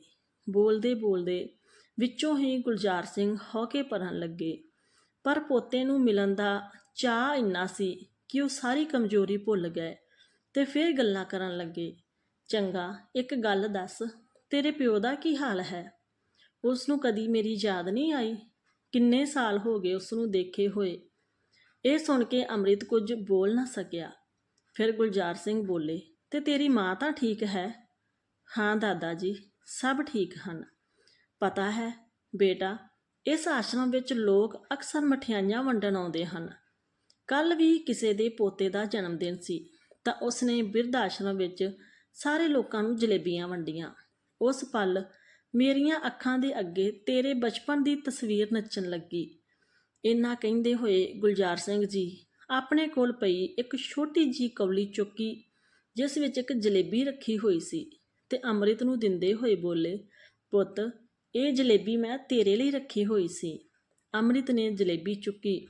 ਫਿਰ ਗੁਲਜ਼ਾਰ ਸਿੰਘ ਦੇ ਚਿਹਰੇ 'ਤੇ ਥੋੜ੍ਹੀ ਜਿਹੀ ਮੁਸਕਾਨ ਆਈ ਤੇ ਬੋਲੇ, ਪੁੱਤ ਤੈਨੂੰ ਯਾਦ ਹੈ ਜਦੋਂ ਤੂੰ ਛੋਟਾ ਸੀ ਤਾਂ ਸਾਰਾ ਦਿਨ ਮੇਰੇ ਆਲੇ ਦੁਆਲੇ ਘੁੰਮਦਾ ਰਹਿੰਦਾ ਸੀ। ਤੈਨੂੰ ਜਲੇਬੀ ਖਾਣ ਦਾ ਬਹੁਤ ਚੰਗਾ ਲੱਗਦਾ ਸੀ, ਪਰ ਤੇਰੀ ਮਾਂ ਤੈਨੂੰ ਜ਼ਿਆਦਾ ਜਲੇਬੀ ਖਾਣ ਤੋਂ ਮਨ੍ਹਾ ਕਰ ਦਿੰਦੀ ਸੀ। ਇਸ ਲਈ ਹਰ ਰੋਜ਼ ਸ਼ਾਮ ਨੂੰ ਪਾਰਕ ਵਿੱਚ ਸੈਰ ਕਰਨ ਦੇ ਬਹਾਨੇ ਤੂੰ ਮੇਰਾ ਹੱਥ ਫੜ ਕੇ ਬਾਜ਼ਾਰ ਲੈ ਜਾਂਦਾ ਤੇ ਹਲਵਾਈ ਦੀ ਦੁਕਾਨ ਤੋਂ ਜਲੇਬੀ ਖਾਂਦਾ ਸੀ। ਉਸ ਦੌਰਾਨ ਤੂੰ ਇੱਕ ਪਲ ਵੀ ਮੇਰਾ ਹੱਥ ਨਹੀਂ ਛੱਡਦਾ ਤੇ ਉਸ ਦੇ ਬਾਅਦ ਤੂੰ ਮੇਰਾ ਹੱਥ ਇੱਦਾਂ ਛੱਡਿਆ ਕਿ ਫਿਰ ਕਦੇ ਨਹੀਂ ਫੜਿਆ। ਆਪਣੇ ਬੁੱਢੇ ਕੰਬਦੇ ਹੱਥਾਂ ਦੇ ਵੱਲ ਵੇਖਦੇ ਹੋਏ ਗੁਲਜ਼ਾਰ ਸਿੰਘ ਬੋਲੇ ਤਾਂ ਅੰਮ੍ਰਿਤ ਬੋਲਿਆ, ਨਹੀਂ ਨਹੀਂ ਦਾਦਾ ਜੀ, ਇੱਦਾਂ ਦੀ ਕੋਈ ਗੱਲ ਨਹੀਂ। ਗੱਲ ਇਹ ਹੈ ਕਿ ਮੈਨੂੰ ਆਪਣੀ ਜ਼ਿੰਦਗੀ ਵਿੱਚ ਪਰੇਸ਼ਾਨੀਆਂ ਹੀ ਬਹੁਤ ਹਨ। ਫਿਰ ਵੀ ਵੇਖੋ, ਮੈਂ ਤੁਹਾਨੂੰ ਮਿਲਣ ਆਇਆ ਹਾਂ, ਪਰ ਕੰਮ ਨੂੰ ਵੀ ਤਾਂ ਟਾਈਮ ਦੇਣਾ ਪੈਂਦਾ ਹੈ। ਦਾਦਾ ਜੀ, ਜੇਕਰ ਆਪਣੇ ਕੰਮ ਨੂੰ ਟਾਈਮ ਦੇਣ ਦੀ ਕੋਸ਼ਿਸ਼ ਕਰੋ ਤਾਂ ਰਿਸ਼ਤਿਆਂ ਨੂੰ ਟਾਈਮ ਨਹੀਂ ਦੇ ਸਕਦੇ, ਤੇ ਜੇ ਰਿਸ਼ਤਿਆਂ 'ਤੇ ਧਿਆਨ ਦਿਓ ਤਾਂ ਕੰਮ ਰੁਕ ਜਾਂਦਾ ਹੈ। ਬੇਟਾ, ਗਲਤੀ ਤਾਂ ਸਾਡੀ ਹੀ ਹੈ। ਅਸੀਂ ਕੰਮ ਦੇ ਬੋਝ ਨੂੰ ਰਿਸ਼ਤਾ ਸਮਝਦੇ ਹਾਂ ਤੇ ਰਿਸ਼ਤਿਆਂ ਨੂੰ ਬੋਝ। ਇਹ ਸੁਣ ਕੇ ਅੰਮ੍ਰਿਤ ਨਜ਼ਰਾਂ ਝੁਕਾ ਕੇ ਚੁੱਪਚਾਪ ਬੈਠਾ ਰਿਹਾ। ਫਿਰ ਗੁਲਜ਼ਾਰ ਸਿੰਘ ਬੋਲੇ, ਪਰ ਮੈਨੂੰ ਖੁਸ਼ੀ ਹੈ ਕਿ ਘੱਟ ਤੋਂ ਘੱਟ ਤੂੰ ਮਿਲਣ ਤਾਂ ਆਇਆ। ਇੱਕ ਗੱਲ ਦੱਸ, ਤੇਰਾ ਵਿਆਹ ਹੋ ਗਿਆ ਕਿ ਨਹੀਂ? ਗੁਲਜ਼ਾਰ ਸਿੰਘ ਦੇ ਇਸ ਸਵਾਲ 'ਤੇ ਅੰਮ੍ਰਿਤ ਸੋਚਾਂ ਵਿੱਚ ਪੈ ਗਿਆ। ਦਿਮਾਗ ਵਿੱਚ ਖਿਆਲ ਆਇਆ, ਜੇ ਹਾਂ ਕਹਿੰਦਾ ਹਾਂ ਤਾਂ ਦਾਦਾ ਜੀ ਆਪਣੀ ਨੂੰਹ ਦੇ ਬਾਰੇ ਪੁੱਛਣਗੇ। ਕੀ ਹੋਇਆ? ਕਿਸ ਸੋਚ ਵਿੱਚ ਪੈ ਗਿਆ ਹੈ? ਤੇਰਾ ਵਿਆਹ ਹੋਇਆ ਹੈ ਜਾਂ ਨਹੀਂ? ਗੁਲਜ਼ਾਰ ਸਿੰਘ ਨੇ ਪੁੱਛਿਆ ਤਾਂ ਅੰਮ੍ਰਿਤ ਬੋਲਿਆ, ਨਹੀਂ ਦਾਦਾ ਜੀ, ਮੇਰਾ ਵਿਆਹ ਨਹੀਂ ਹੋਇਆ। ਚੰਗਾ, ਕੋਈ ਲੜਕੀ ਪਸੰਦ ਹੈ ਤੈਨੂੰ? ਤੂੰ ਨਹੀਂ ਦਾਦਾ ਜੀ, ਤੁਸੀਂ ਵੀ ਕਿੱਦਾਂ ਦੀਆਂ ਗੱਲਾਂ ਕਰਦੇ ਹੋ? ਮੈਂ ਤੇਰੇ ਪਿਓ ਦਾ ਵੀ ਪਿਓ ਹਾਂ। ਕਹਿੰਦੇ ਹੋਏ ਅਚਾਨਕ ਉਹਨਾਂ ਦੀ ਆਵਾਜ਼ ਫਿਰ ਤੋਂ ਕੰਬਣ ਲੱਗੀ ਤੇ ਅੱਖਾਂ ਵਿੱਚ ਹੰਝੂ ਆਉਣ ਲੱਗੇ। ਫਿਰ ਥੋੜ੍ਹੀ ਦੇਰ ਬਾਅਦ ਬੋਲੇ, ਅੱਜ ਤਾਂ ਤੇਰੇ ਪਿਓ ਦੀ ਖੁਸ਼ਬੂ ਮੇਰੇ ਹੱਥਾਂ 'ਚੋਂ ਨਹੀਂ ਗਈ, ਪਰ ਉਹ ਮੈਨੂੰ ਛੱਡ ਕੇ ਚਲਾ ਗਿਆ। ਪਰ ਬੇਟਾ, ਤੂੰ ਇੱਕ ਗੱਲ ਮੰਨੇਗਾ? ਹਾਂਜੀ ਦਾਦਾ ਜੀ, ਬੋਲੋ। ਬੇਟਾ, ਤੇਰਾ ਪਿਓ ਮੈਨੂੰ ਇਕੱਲਾ ਛੱਡ ਕੇ ਚਲਾ ਗਿਆ ਸੀ, ਪਰ ਤੂੰ ਕਦੀ ਵੀ ਆਪਣੇ ਮਾਂ-ਬਾਪ ਨੂੰ ਬੁਢਾਪੇ ਵਿੱਚ ਇਕੱਲਾ ਨਾ ਛੱਡੀ। ਬੁਢਾਪੇ ਵਿੱਚ ਜਦ ਇੱਕ ਇਨਸਾਨ ਇਕੱਲਾ ਰਹਿ ਜਾਂਦਾ ਹੈ ਤਾਂ ਉਸ ਦੀ ਜ਼ਿੰਦਗੀ ਇੱਕ ਸਜ਼ਾ ਤੋਂ ਜ਼ਿਆਦਾ ਹੋਰ ਕੁਝ ਨਹੀਂ ਲੱਗਦੀ। ਇਹ ਸਿਰਫ ਮੇਰੇ ਇਕੱਲੇ ਦੀ ਕਹਾਣੀ ਨਹੀਂ ਹੈ। ਇੱਥੇ ਜਿੰਨੇ ਵੀ ਬਜ਼ੁਰਗ ਹਨ, ਜਿਨ੍ਹਾਂ ਦੇ ਧੀਆਂ ਪੁੱਤ, ਨੌਹਾਂ, ਪੋਤੇ ਪੋਤਰੀਆਂ ਸਾਰੇ ਹਨ, ਫਿਰ ਵੀ ਉਹਨਾਂ ਦਾ ਆਪਣਾ ਕੋਈ ਨਹੀਂ। ਜੀਵਨ ਦੇ ਇਸ ਪੜਾਅ 'ਤੇ ਆ ਕੇ ਸਾਰੇ ਰਿਸ਼ਤੇ ਫਿੱਕੇ ਲੱਗਣ ਲੱਗ ਜਾਂਦੇ ਹਨ। ਇੱਥੇ ਰਹਿਣ ਵਾਲੇ ਬੁੱਢੇ ਲੋਕਾਂ ਦੇ ਦਿਲ ਵਿੱਚ ਪਰਿਵਾਰ ਦੀਆਂ ਯਾਦਾਂ ਦਿਨ ਰਾਤ ਕੰਢਿਆਂ ਦੀ ਤਰ੍ਹਾਂ ਰਹਿੰਦੀਆਂ ਹਨ। ਅੱਜ ਅੰਮ੍ਰਿਤ ਤੇ ਗੁਲਜ਼ਾਰ ਸਿੰਘ ਦੀਆਂ ਗੱਲਾਂ ਚੱਲ ਹੀ ਰਹੀਆਂ ਸੀ ਕਿ ਅੰਮ੍ਰਿਤ ਦਾ ਮੋਬਾਈਲ ਵੱਜਣ ਲੱਗਿਆ। ਉਸ ਨੇ ਦੇਖਿਆ ਕਿ ਉਸ ਦੀ ਪਤਨੀ ਗੁਰਲੀਨ ਦਾ ਫੋਨ ਸੀ। ਫਿਰ ਬੋਲਿਆ, ਚੰਗਾ ਦਾਦਾ ਜੀ, ਹੁਣ ਤੁਸੀਂ ਸੌਂ ਜਾਓ। ਸਵੇਰ ਏਅਰਪੋਰਟ 'ਤੇ ਜਾਣ ਤੋਂ ਪਹਿਲਾਂ ਮੈਂ ਤੁਹਾਨੂੰ ਮਿਲਣ ਆਵਾਂਗਾ। ਹਾਂ ਬੇਟਾ, ਤੂੰ ਵੀ ਥੱਕ ਗਿਆ ਹੋਵੇਗਾ, ਜਾ ਕੇ ਸੌਂ ਜਾ। ਰੱਬ ਕਰੇ ਦੁਨੀਆ ਦੀਆਂ ਸਾਰੀਆਂ ਖੁਸ਼ੀਆਂ ਤੈਨੂੰ ਮਿਲਣ। ਅੰਮ੍ਰਿਤ ਨੇ ਬਾਪੂ ਜੀ ਦੇ ਪੈਰ ਛੂਹ ਕੇ ਆਸ਼ੀਰਵਾਦ ਲਿਆ ਤੇ ਹੌਲੀ-ਹੌਲੀ ਕਦਮਾਂ ਨਾਲ ਦਰਵਾਜ਼ੇ ਵੱਲ ਗਿਆ। ਪਰ ਜਿੱਦਾਂ ਹੀ ਦਰਵਾਜ਼ੇ ਕੋਲ ਗਿਆ ਤਾਂ ਉਸ ਸਮੇਂ ਇੱਕ ਦਿਲ ਵਿੱਚੋਂ ਆਵਾਜ਼ ਸੁਣਾਈ ਦਿੱਤੀ। ਉਸ ਆਵਾਜ਼ ਨੇ ਉਸ ਦਾ ਦਿਲ ਡਰ ਗਿਆ। ਉਸ ਨੇ ਪਿੱਛੇ ਮੁੜ ਕੇ ਦੇਖਿਆ ਤਾਂ ਗੁਲਜ਼ਾਰ ਸਿੰਘ ਆਪਣੇ ਬਿਸਤਰੇ 'ਤੇ ਡਿੱਗ ਚੁੱਕੇ ਸੀ। ਅੰਮ੍ਰਿਤ ਛੇਤੀ ਉਹਨਾਂ ਦੇ ਕੋਲ ਗਿਆ, ਉਹਨਾਂ ਨੂੰ ਹਿਲਾਇਆ, ਪਰ ਉਹਨਾਂ ਦੀ ਮੌਤ ਹੋ ਗਈ। ਉਹ ਬੁੱਢੇ ਆਦਮੀ ਨਾਲ ਕੋਈ ਰਿਸ਼ਤਾ ਨਾ ਹੁੰਦੇ ਹੋਏ ਵੀ ਉਹਨਾਂ ਦਾ ਦਿਲ ਇੱਦਾਂ ਦੀ ਹਾਲਤ ਦੇਖ ਕੇ ਅੰਮ੍ਰਿਤ ਦੀਆਂ ਅੱਖਾਂ ਵਿੱਚੋਂ ਹੰਝੂ ਨਿਕਲਣ ਲੱਗੇ। ਉਸ ਨੇ ਤੁਰੰਤ ਮੈਡਮ ਨੂੰ ਆਵਾਜ਼ ਦਿੱਤੀ ਤੇ ਗੁਲਜ਼ਾਰ ਸਿੰਘ ਦੇ ਬਾਰੇ ਦੱਸਿਆ। ਕਾਫੀ ਦੇਰ ਅੰਮ੍ਰਿਤ ਉਦਾਸ ਹੋ ਕੇ ਬਾਹਰ ਬੈਠਾ ਰਿਹਾ। ਤਦ ਦੁਬਾਰਾ ਉਸ ਦਾ ਫੋਨ ਵੱਜਿਆ। ਅੰਮ੍ਰਿਤ ਨੇ ਫੋਨ ਚੁੱਕਿਆ ਤਾਂ ਉਸ ਦੀ ਪਤਨੀ ਬੋਲੀ, ਇੰਨੀ ਦੇਰ ਤੋਂ ਕਿੱਥੇ ਹੋ? ਤੁਸੀਂ ਤਾਂ ਮਾਂ ਜੀ ਨੂੰ ਬਿਰਧ ਆਸ਼ਰਮ ਛੱਡਣ ਗਏ ਸੀ ਨਾ, ਫਿਰ ਅਜੇ ਤੱਕ ਕਿਉਂ ਨਹੀਂ ਆਏ? ਗੁਰਲੀਨ ਇੱਥੇ ਬਿਰਧ ਆਸ਼ਰਮ ਵਿੱਚ ਮੈਨੇਜਰ ਨਹੀਂ ਸੀ, ਜਿਸ ਵਜ੍ਹਾ ਨਾਲ ਮਾਂ ਦਾ ਐਡਮਿਸ਼ਨ ਨਹੀਂ ਹੋ ਸਕਿਆ। ਅੰਮ੍ਰਿਤ ਦੀ ਗੱਲ ਨੂੰ ਕੱਟਦੇ ਹੋਏ ਉਸ ਦੀ ਪਤਨੀ ਗੁਰਲੀਨ ਬੋਲੀ, ਕਮਾਲ ਕਰਦੇ ਹੋ ਤੁਸੀਂ, ਅੱਜ ਐਡਮਿਸ਼ਨ ਨਹੀਂ ਹੋਇਆ ਤਾਂ ਕੱਲ੍ਹ ਤੱਕ ਉੱਥੇ ਰੁਕਣ ਦੀ ਕੀ ਜ਼ਰੂਰਤ ਸੀ? ਤੁਹਾਨੂੰ ਮਾਂ ਨੂੰ ਉੱਥੇ ਛੱਡ ਕੇ ਵਾਪਸ ਆ ਜਾਣਾ ਚਾਹੀਦਾ ਸੀ। 3 ਦਿਨਾਂ ਬਾਅਦ ਸਾਡੀ ਫਲਾਈਟ ਹੈ ਤੇ ਤੁਸੀਂ ਆਪਣੀ ਮਾਂ ਦੇ ਕੋਲ ਬੈਠੇ ਹੋ। ਇਹ ਤੂੰ ਕਿੱਦਾਂ ਦੀਆਂ ਗੱਲਾਂ ਕਰਦਾ ਹੈ ਗੁਰਲੀਨ? ਉਹ ਮੇਰੀ ਮਾਂ ਹੈ, ਇੱਦਾਂ ਕਿੱਦਾਂ ਛੱਡ ਕੇ ਆ ਜਾਵਾਂ ਉਹਨਾਂ ਨੂੰ? ਮੈਂ ਕੱਲ੍ਹ ਸਵੇਰ ਜਲਦੀ ਇੱਥੋਂ ਨਿਕਲ ਜਾਵਾਂਗਾ। ਕਹਿੰਦੇ ਹੋਏ ਅੰਮ੍ਰਿਤ ਨੇ ਫੋਨ ਕੱਟ ਦਿੱਤਾ। ਫਿਰ ਜਦ ਆਪਣੀ ਮਾਂ ਦੇ ਕੋਲ ਕਮਰੇ ਵਿੱਚ ਗਿਆ ਤਾਂ ਉਸ ਨੂੰ ਵੇਖ ਕੇ ਗੁਰਮੇਜ ਕੌਰ ਨੇ ਪੁੱਛਿਆ, ਕੀ ਹੋਇਆ ਅੰਮ੍ਰਿਤ? ਬੇਟਾ, ਕੋਈ ਪਰੇਸ਼ਾਨੀ ਹੈ? ਇੰਨੀ ਦੇਰ ਕਿੱਥੇ ਲੱਗ ਗਈ? ਕੁਝ ਨਹੀਂ ਮਾਂ, ਬੈਠੇ ਬੈਠੇ ਥੱਕ ਗਿਆ ਸੀ, ਇਸ ਲਈ ਬਾਹਰ ਘੁੰਮਣ ਚਲਾ ਗਿਆ। ਮਾਂ, ਮੈਡਮ ਨੇ ਸਾਨੂੰ ਹਾਲ ਵਿੱਚ ਬੁਲਾਇਆ ਹੈ। ਹਾਲ ਵਿੱਚ ਕਿਸ ਲਈ? ਗੁਰਮੇਜ ਕੌਰ ਜੀ ਨੇ ਪੁੱਛਿਆ ਤਾਂ ਅੰਮ੍ਰਿਤ ਬੋਲਿਆ, ਖਾਣਾ ਖਾਣ ਲਈ। ਮਾਂ, ਇਸ ਆਸ਼ਰਮ ਵਿੱਚ ਇੱਕ ਨਿਯਮ ਹੈ, ਸਾਰੇ ਲੋਕ ਇਕੱਠੇ ਬੈਠ ਕੇ ਖਾਣਾ ਖਾਂਦੇ ਹਨ। ਹਾਂ ਬੇਟਾ, ਤੂੰ ਤਾਂ ਸਵੇਰ ਦਾ ਕੁਝ ਨਹੀਂ ਖਾਧਾ। ਭੁੱਖ ਲੱਗੀ ਹੋਵੇਗੀ, ਉੱਪਰੋਂ ਕੰਮ ਦਾ ਬੋਝ। ਅੰਮ੍ਰਿਤ ਆਪਣੀ ਮਾਂ ਦੇ ਨਾਲ ਬਾਹਰ ਹਾਲ ਵਿੱਚ ਆਇਆ, ਜਿੱਥੇ ਇੱਕ ਵੱਡੀ ਡਾਈਨਿੰਗ ਟੇਬਲ ਤੇ ਖਾਣਾ ਰੱਖਿਆ ਹੋਇਆ ਸੀ। ਇੱਕ ਇੱਕ ਕਰਕੇ ਸਾਰੇ ਬਜ਼ੁਰਗ ਆ ਕੇ ਬੈਠਣ ਲੱਗੇ। ਕੁਝ ਬਜ਼ੁਰਗ ਚੱਲ ਫਿਰ ਸਕਦੇ ਸੀ, ਜਦ ਕਿ ਕੁਝ ਬਜ਼ੁਰਗ ਇੱਦਾਂ ਦੇ ਵੀ ਸੀ ਜੋ ਸਰੀਰਕ ਤੋਂ ਪੂਰੀ ਤਰ੍ਹਾਂ ਲਾਚਾਰ ਹੋ ਚੁੱਕੇ ਸੀ। ਬਿਰਧ ਆਸ਼ਰਮ ਵਿੱਚ ਕੰਮ ਕਰਨ ਵਾਲੇ ਕਰਮਚਾਰੀ ਬੜੀ ਸੇਵਾ ਤੇ ਭਾਵਨਾ ਨਾਲ ਉਹਨਾਂ ਦੇ ਲਈ ਖਾਣਾ ਪਾ ਕੇ ਲਿਆਉਂਦੇ। ਅੰਮ੍ਰਿਤ ਬੜੇ ਗੌਰ ਨਾਲ ਸਭ ਕੁਝ ਦੇਖ ਰਿਹਾ ਸੀ। ਉਹਨਾਂ ਬਜ਼ੁਰਗਾਂ ਨੇ ਇੱਕ ਨਜ਼ਰ ਪਾਉਣ ਨਾਲ ਉਸ ਨੂੰ ਸਪਸ਼ਟ ਹੋ ਗਿਆ ਕਿ ਉਹ ਇੱਥੇ ਸੁਖੀ ਨਹੀਂ, ਬਲਕਿ ਖਾਣ ਪੀਣ ਦੀ ਬੜੀ ਚੰਗੀ ਸੁਵਿਧਾ ਹੈ, ਪਰ ਆਪਣੇ ਬੱਚਿਆਂ ਤੋਂ ਦੂਰ ਹੋਣ ਦੇ ਗਮ ਤੇ ਨਿਰਾਸ਼ਾ ਵਿੱਚ ਉਹਨਾਂ ਦੀਆਂ ਅੱਖਾਂ ਸਾਫ਼-ਸਾਫ਼ ਦਿਖਾਈ ਦੇ ਰਹੀਆਂ ਸੀ। ਬੜੀ ਮੁਸ਼ਕਿਲ ਨਾਲ ਅੰਮ੍ਰਿਤ ਨੇ ਥੋੜ੍ਹਾ ਜਿਹਾ ਖਾਣਾ ਖਾਧਾ ਤੇ ਵਾਪਸ ਆਪਣੇ ਕਮਰੇ ਵਿੱਚ ਆ ਕੇ ਬੈਠ ਗਿਆ। ਥੋੜ੍ਹੀ ਦੇਰ ਬਾਅਦ ਜਦ ਗੁਰਮੇਜ ਕੌਰ ਆਪਣੇ ਕਮਰੇ ਵਿੱਚ ਆਈ ਤਾਂ ਆਪਣੇ ਬੇਟੇ ਦੇ ਕੋਲ ਬੈਠਦੀ ਹੋਈ ਬੋਲੀ, ਕੀ ਗੱਲ ਹੈ ਬੇਟਾ, ਤੂੰ ਖਾਣਾ ਹੀ ਨਹੀਂ ਖਾਧਾ? ਮੇਰਾ ਖਾਣ ਦਾ ਮਨ ਨਹੀਂ ਕਰ ਰਿਹਾ ਸੀ ਮਾਂ, ਉਦਾਸੀ ਭਰੇ ਸ਼ਬਦਾਂ ਵਿੱਚ ਅੰਮ੍ਰਿਤ ਨੇ ਕਿਹਾ। ਤਾਂ ਫਿਰ ਬੋਲਿਆ, ਮਾਂ ਤੁਸੀਂ ਆਲੂ ਦੇ ਪਰੌਂਠੇ ਬਣਾ ਕੇ ਲਿਆਏ ਸੀ, ਮੈਂ ਉਹ ਖਾਣੇ ਹਨ। ਤਾਂ ਗੁਰਮੇਜ ਕੌਰ ਨੇ ਮੁਸਕਰਾਉਂਦੇ ਹੋਏ ਆਪਣੇ ਬੈਗ ਵਿੱਚੋਂ ਆਲੂ ਦੇ ਪਰੌਂਠੇ ਕੱਢੇ ਤੇ ਆਪਣੇ ਬੇਟੇ ਨੂੰ ਦੇ ਦਿੱਤੇ ਤੇ ਕਹਿੰਦੀ, ਪਤਾ ਹੈ ਬੇਟਾ, ਜਦੋਂ ਤੂੰ ਛੋਟਾ ਸੀ ਹਰ ਰੋਜ਼ ਆਲੂ ਦੇ ਪਰੌਂਠੇ ਬਣਾਉਣ ਨੂੰ ਕਹਿੰਦਾ ਸੀ ਤੇ ਜਦੋਂ ਮੈਂ ਬਣਾਉਂਦੀ ਸੀ ਤਾਂ ਕਹਿੰਦਾ ਸੀ, ਮਾਂ ਮੈਨੂੰ ਆਪਣੇ ਹੱਥਾਂ ਨਾਲ ਖਵਾਓ। ਜਾ ਕੇ ਆਪਣੇ ਹੱਥਾਂ ਨਾਲ ਖਾਂਦਾ ਤਾਂ ਖਾਣ ਨਾਲ ਸਵਾਦ ਦੁੱਗਣਾ ਹੋ ਜਾਂਦਾ ਸੀ। ਅੱਜ ਫਿਰ ਖਵਾਓ ਨਾ, ਅੰਮ੍ਰਿਤ ਨੇ ਕਿਹਾ। ਤਾਂ ਗੁਰਮੇਜ ਕੌਰ ਨੇ ਮੁਸਕਰਾਉਂਦੇ ਹੋਏ ਆਪਣੇ ਹੱਥਾਂ ਨਾਲ ਖਵਾਉਣ ਲੱਗੀ। ਫਿਰ ਦੁਖੀ ਹੋਏ ਅੰਮ੍ਰਿਤ ਬੋਲਿਆ, ਮਾਂ ਯਾਦ ਹੈ ਤੁਹਾਨੂੰ ਬਚਪਨ ਵਿੱਚ ਜਦ ਇੱਕ ਵਾਰ ਗਰਮੀ ਦੀਆਂ ਛੁੱਟੀਆਂ ਵਿੱਚ ਅਸੀਂ ਮਾਸੀ ਦੇ ਘਰ ਗਏ ਸੀ ਤਾਂ ਮੈਂ ਉਸ ਗਲੀ ਵਿੱਚ ਆਂਢ ਗੁਆਂਢ ਦੇ ਬੱਚਿਆਂ ਨਾਲ ਲੁਕਣ ਮਿਚੀ ਖੇਡਣ ਲੱਗਾ। ਕੋਈ ਕਿਤੇ ਲੁਕ ਗਿਆ ਸੀ ਤੇ ਕੋਈ ਕਿਤੇ। ਮੈਂ ਵੀ ਬੱਚਿਆਂ ਦੇ ਨਾਲ ਗਲੀ ਵਿੱਚ ਜਾ ਕੇ ਲੁਕ ਗਿਆ। ਥੋੜ੍ਹੀ ਦੇਰ ਬਾਅਦ ਸਾਰੇ ਬੱਚੇ ਭੱਜ ਗਏ, ਪਰ ਮੈਂ ਉੱਥੇ ਗਲੀਆਂ ਵਿੱਚ ਹੀ ਘੁੰਮਦਾ ਰਿਹਾ। ਮਾਸੀ ਦਾ ਘਰ ਕਿੱਥੇ ਹੈ ਮੈਨੂੰ ਨਹੀਂ ਸੀ ਪਤਾ। ਉਹ ਘਟਨਾ ਯਾਦ ਕਰਕੇ ਗੁਰਮੇਜ ਕੌਰ ਬੋਲੀ, ਹਾਂ ਬੇਟਾ, ਕਿੱਥੇ ਕਿੱਥੇ ਨਹੀਂ ਲੱਭਿਆ ਤੈਨੂੰ ਮੈਂ। ਦੁਪਹਿਰ ਤੋਂ ਸ਼ਾਮ ਹੋ ਗਈ ਤੇ ਸ਼ਾਮ ਤੋਂ ਰਾਤ, ਪਰ ਤੂੰ ਕਿਤੇ ਨਹੀਂ ਮਿਲਿਆ। ਜਿਸ ਬੇਟੇ ਨੂੰ 2 ਪਲ ਵੀ ਆਪਣੀਆਂ ਨਜ਼ਰਾਂ ਤੋਂ ਓਹਲੇ ਨਹੀਂ ਹੋਣ ਦਿੰਦੀ ਸੀ, ਉਹ ਬੇਟਾ ਕਈ ਘੰਟਿਆਂ ਤੋਂ ਗਾਇਬ ਸੀ। ਮੈਂ ਪਾਗਲਾਂ ਦੀ ਤਰ੍ਹਾਂ ਤੈਨੂੰ ਇੱਧਰ ਉੱਧਰ ਲੱਭਣ ਲੱਗੀ, ਗਲੀਆਂ ਵਿੱਚ ਭਟਕਦੇ ਹੋਏ ਆਖਿਰਕਾਰ ਰਾਤ ਨੂੰ ਤੂੰ ਸਾਹਮਣੇ ਆਉਂਦਾ ਹੋਇਆ ਦਿਸਿਆ। ਉਦੋਂ ਮੇਰੀ ਜਾਨ ਵਿੱਚ ਜਾਨ ਪਈ ਸੀ। ਮਾਂ ਮੈਨੂੰ ਯਾਦ ਹੈ, ਮੈਨੂੰ ਦੇਖਦੇ ਹੀ ਤੁਸੀਂ ਭੱਜ ਕੇ ਮੇਰੇ ਕੋਲ ਆਏ ਤੇ ਮੈਨੂੰ ਆਪਣੇ ਸੀਨੇ ਨਾਲ ਲਾ ਲਿਆ। ਕਿੰਨਾ ਰੋਏ ਸੀ ਤੁਸੀਂ ਉਸ ਸਮੇਂ। ਗੱਲਾਂ ਕਰਦਿਆਂ ਗੁਰਮੇਜ ਕੌਰ ਤੇ ਅੰਮ੍ਰਿਤ ਦੀਆਂ ਅੱਖਾਂ ਵਿੱਚ ਹੰਝੂ ਆ ਗਏ। ਬਹੁਤ ਲੰਬੇ ਸਮੇਂ ਤੋਂ ਮਾਂ ਪੁੱਤ ਇਸ ਤਰ੍ਹਾਂ ਇਕੱਠੇ ਬੈਠ ਕੇ ਗੱਲਾਂ ਕਰ ਰਹੇ ਸੀ। ਜਦ ਅੰਮ੍ਰਿਤ ਦਾ ਵਿਆਹ ਹੋਇਆ ਉਦੋਂ ਤੋਂ ਲੈ ਕੇ ਅੱਜ ਤੱਕ ਉਹ ਸਿਰਫ ਆਪਣੀ ਪਤਨੀ ਤੇ ਬੱਚਿਆਂ ਤੇ ਨੌਕਰੀ ਵਿੱਚ ਹੀ ਉਲਝਿਆ ਰਿਹਾ। ਮਾਂ ਦੇ ਕੋਲ ਬੈਠਣ ਦਾ ਨਾ ਤੇ ਉਸ ਕੋਲ ਸਮਾਂ ਸੀ ਤੇ ਨਾ ਹੀ ਕਦੀ ਉਸ ਨੂੰ ਜ਼ਰੂਰਤ ਮਹਿਸੂਸ ਹੋਈ। ਗੱਲਾਂ ਕਰਦੇ ਕਰਦੇ ਅੰਮ੍ਰਿਤ ਆਪਣੀ ਮਾਂ ਦੀ ਗੋਦੀ ਤੇ ਸਿਰ ਰੱਖ ਕੇ ਸੌਂ ਗਿਆ। ਕਮਰੇ ਦੇ ਬਾਹਰ ਖੜੀ ਮੈਡਮ ਕਾਫੀ ਦੇਰ ਤੱਕ ਇਹ ਸਾਰਾ ਕੁਝ ਚੁੱਪਚਾਪ ਦੇਖਦੀ ਰਹੀ। ਗੁਰਮੇਜ ਕੌਰ ਬਹੁਤ ਦੇਰ ਤੱਕ ਉਸ ਦੇ ਸਿਰ ਨੂੰ ਇੱਦਾਂ ਹੀ ਹੱਥ ਫੇਰਦੀ ਰਹੀ, ਫਿਰ ਬੈਠੇ ਬੈਠੇ ਹੀ ਸੌਂ ਗਈ। ਅਗਲੇ ਦਿਨ ਸੁਬਾਹ ਅੰਮ੍ਰਿਤ ਦੀ ਅੱਖ ਖੁੱਲ੍ਹੀ ਤਾਂ 8 ਵੱਜ ਗਏ ਸੀ। ਘੜੀ ਨੂੰ ਦੇਖ ਕੇ ਉਹ ਚੌਂਕ ਗਿਆ ਤੇ ਗੁਰਮੇਜ ਕੌਰ ਨੂੰ ਜਗਾਉਂਦੇ ਹੋਏ ਬੋਲਿਆ, ਮਾਂ ਮੈਨੂੰ ਬਹੁਤ ਦੇਰ ਹੋ ਗਈ ਹੈ, ਆਫਿਸ ਵੀ ਜਾਣਾ ਹੈ।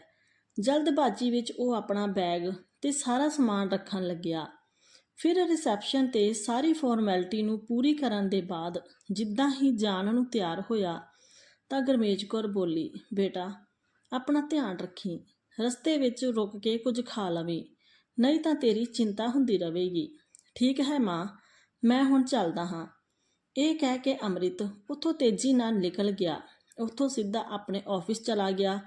ਪਰ ਦਿਨ ਭਰ ਉਸ ਦੇ ਦਿਮਾਗ ਵਿੱਚ ਇਹੀ ਚੱਲ ਰਿਹਾ ਸੀ ਕਿ ਉਸ ਨੂੰ ਇੱਦਾਂ ਲੱਗ ਰਿਹਾ ਸੀ ਜਿੱਦਾਂ ਉਹ ਬਹੁਤ ਕੁਝ ਆਪਣੇ ਪਿੱਛੇ ਛੱਡ ਆਇਆ ਹੈ।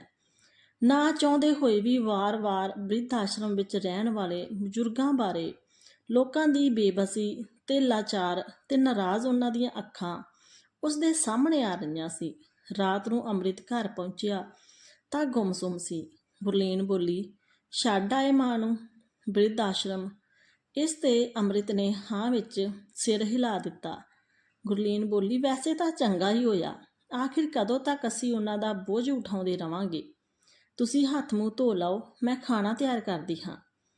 ਪਤਨੀ ਦੀਆਂ ਗੱਲਾਂ ਸੁਣ ਕੇ ਅੰਮ੍ਰਿਤ ਹੈਰਾਨ ਹੋ ਗਿਆ।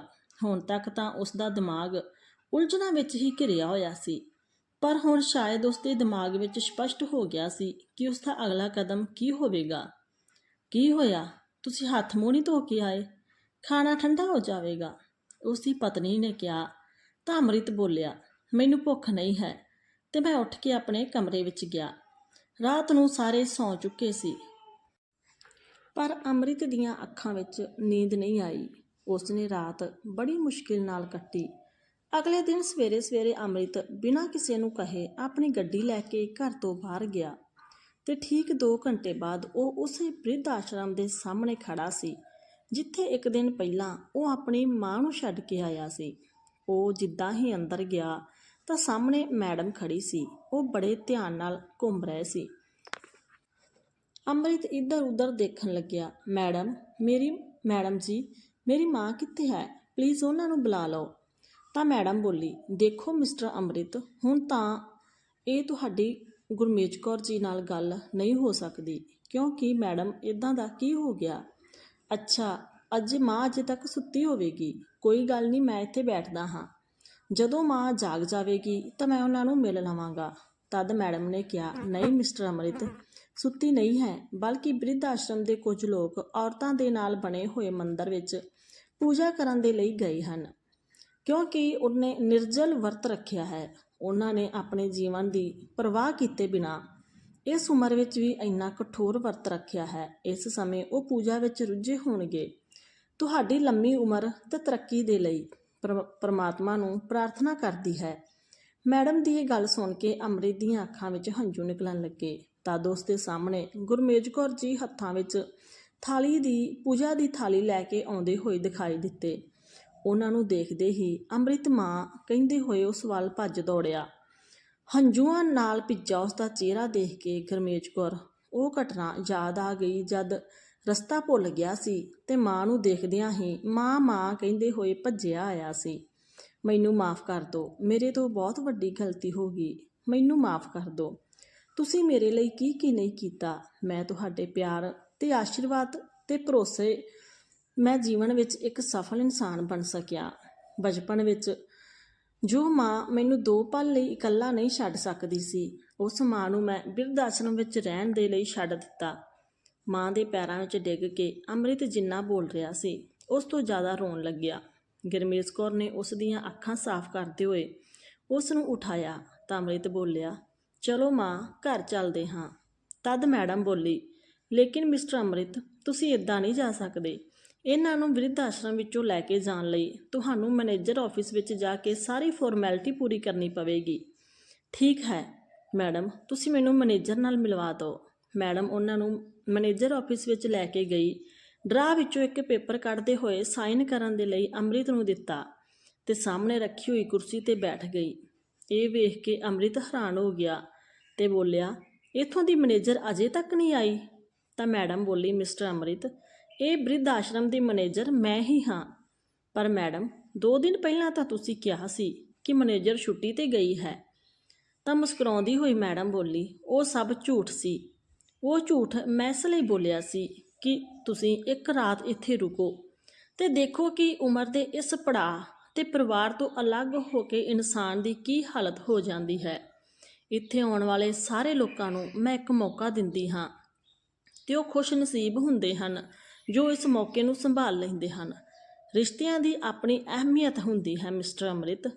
ਮਾਂ-ਬਾਪ ਆਪਣੇ ਬੱਚਿਆਂ ਦੇ ਜਨਮ ਤੋਂ ਪਹਿਲਾਂ ਹੀ ਉਹਨਾਂ ਦਾ ਭਵਿੱਖ ਬਣਾਉਣ ਦੇ ਲਈ ਪੈਸੇ ਜਮ੍ਹਾਂ ਕਰਨ ਲੱਗ ਜਾਂਦੇ ਹਨ, ਪਰ ਬਦਲੇ ਵਿੱਚ ਇਹ ਕੁਝ ਚੀਜ਼ਾਂ ਜੋ ਖਰੀਦ ਨਹੀਂ ਸਕਦੇ ਕਿ ਉਹਨਾਂ ਦੇ ਬੱਚੇ ਵੱਡੇ ਹੋ ਕੇ ਉਹਨਾਂ ਦੇ ਬੁਢਾਪੇ ਲਈ ਪੈਸਾ ਜਮ੍ਹਾਂ ਕਰਨ, ਕਿਉਂਕਿ ਉਸ ਸਮੇਂ ਉਹਨਾਂ ਨੂੰ ਪੈਸਿਆਂ ਦੀ ਜ਼ਰੂਰਤ ਨਹੀਂ ਹੁੰਦੀ। ਉਹਨਾਂ ਨੂੰ ਜ਼ਰੂਰਤ ਹੁੰਦੀ ਹੈ ਆਪਣੇ ਬੱਚਿਆਂ ਦੀ। ਉਹਨਾਂ ਨੇ ਥੋੜ੍ਹੇ ਜਿਹੇ ਪਰਿਵਾਰ ਤੇ ਸਾਥ ਉਹਨਾਂ ਨੂੰ ਇਹ ਮਿਲ ਜਾਵੇ ਤਾਂ ਉਹਨਾਂ ਦੀ ਇਹ ਜ਼ਿੰਦਗੀ ਖੁਸ਼ੀ ਨਿਕਲ ਜਾਂਦੀ ਹੈ। ਇਹ ਗੱਲ ਸੁਣ ਕੇ ਅੰਮ੍ਰਿਤ ਅੱਖਾਂ ਵਿੱਚ ਹੰਝੂ ਲਿਆਉਂਦੇ ਹੋਏ ਬੋਲਿਆ, ਤੁਹਾਡਾ ਬਹੁਤ-ਬਹੁਤ ਧੰਨਵਾਦ ਮੈਡਮ ਜੀ, ਤੁਸੀਂ ਮੇਰੇ ਤੋਂ ਬਹੁਤ ਵੱਡਾ ਅਹਿਸਾਨ ਕੀਤਾ ਹੈ। ਤੁਹਾਡਾ ਬਹੁਤ-ਬਹੁਤ ਧੰਨਵਾਦ। ਆਪਣੀ ਮਾਂ ਨੂੰ ਲੈ ਕੇ ਜਿੱਦਾਂ ਹੀ ਬਿਰਧ ਆਸ਼ਰਮ ਦੇ ਗੇਟ ਤੋਂ ਬਾਹਰ ਆਉਣ ਲੱਗਿਆ ਤਾਂ ਸਾਰੇ ਬਜ਼ੁਰਗ ਲਗਾਤਾਰ ਉਹਨਾਂ ਨੂੰ ਦੇਖ ਰਹੇ ਸੀ। ਕੁਝ ਬਜ਼ੁਰਗ ਤਾਂ ਉਹਨਾਂ ਨੂੰ ਬਾਹਰ ਤੱਕ ਛੱਡਣ ਵੀ ਆਏ।